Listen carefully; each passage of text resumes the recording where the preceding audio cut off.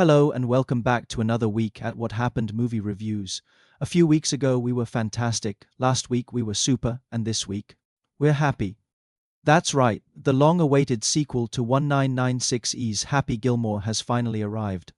Before diving in, I hope everyone's transition back to school has been smooth and that the summer heat hasn't been too unbearable.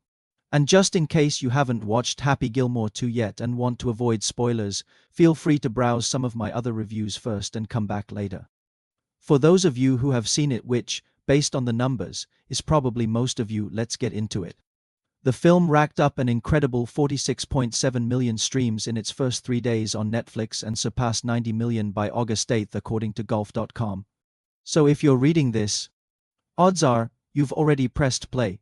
Directed by Kyle Newacek, Happy Gilmore 2 premiered on July 25th on Netflix.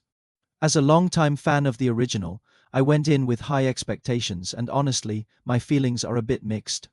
On the one hand, it's genuinely fun to see familiar characters return after 29 years. On the other hand, it's hard not to feel like the sequel could have offered more. The film opens exactly the way you'd expect, with happy Adam Sandler narrating what's happened over the years to catch the audience up.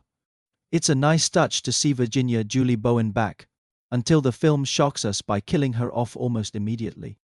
This leaves Happy alone, raising 5 nearly grown kids, 4 boys and 1 girl. While everything in his life starts to unravel: no money, losing his grandma's house again, and sinking into alcoholism. Meanwhile, shooter McGavin Christopher McDonald has apparently spent the last 3 decades in a facility for the criminally insane. Like I mentioned earlier, it was great to see Happy on my screen again, but where Happy Gilmore 2 failed was its overuse of old jokes.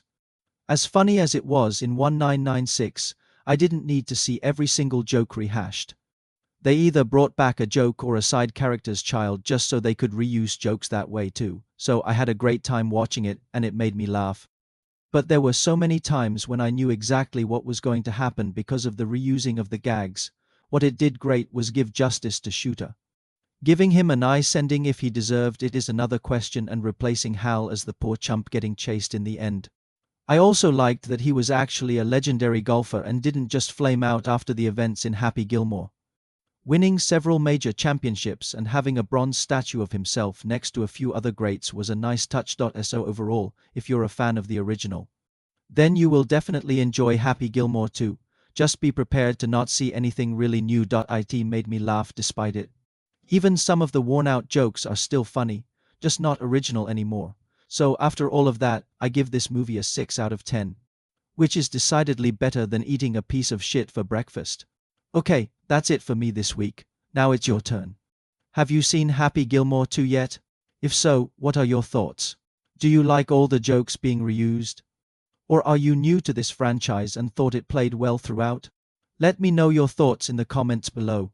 And I will be back next week with another funny recap if you're unlucky.